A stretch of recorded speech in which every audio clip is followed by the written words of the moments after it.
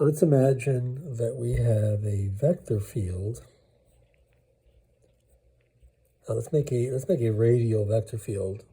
And maybe the easiest way is to describe it in spherical coordinates. So r hat, and no theta or phi components. So if we draw this vector field, then here's r equals 0, and at r equals 0, the vector field is 0. But as soon as we move away from that, we start to have a radial vector field. So maybe we'll draw it like this.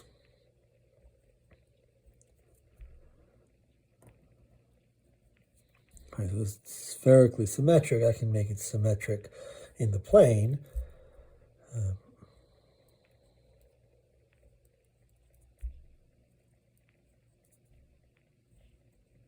Something like that at some radial distance, and at larger radial value, a vector field has a larger magnitude. The value is larger, and so, but it's still spherically symmetric, and in the plane it's symmetric as well. So it's something like that.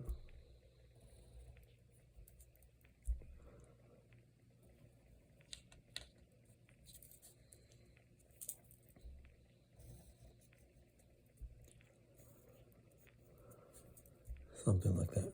Okay, so that's our vector field, and let's consider the divergence of this vector field.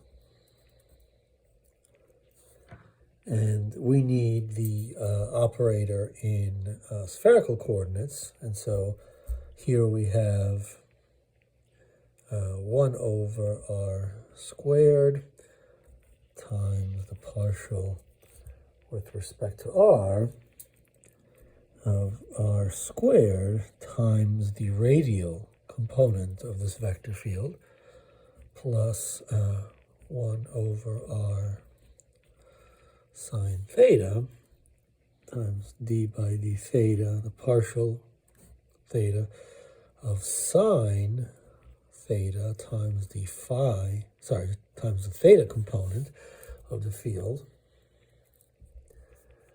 plus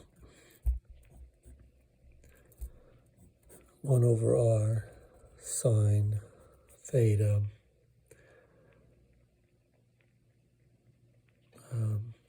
actually, I'm not sure about this. I think I got that one wrong. This is the divergence. No, maybe, I think that's right. But maybe you can check. And then, of course, it must be a d by d phi of the phi component. I think that's right. Okay, so in our case, all we have is a radial component, and so these two will be 0, and so our divergence becomes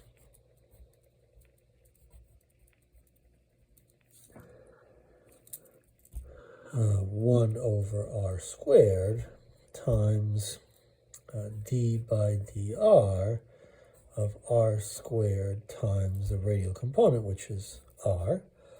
And so we have 1 over r squared d by dr of r cubed, which is 1 over r squared times 3 r squared. And so that is 3.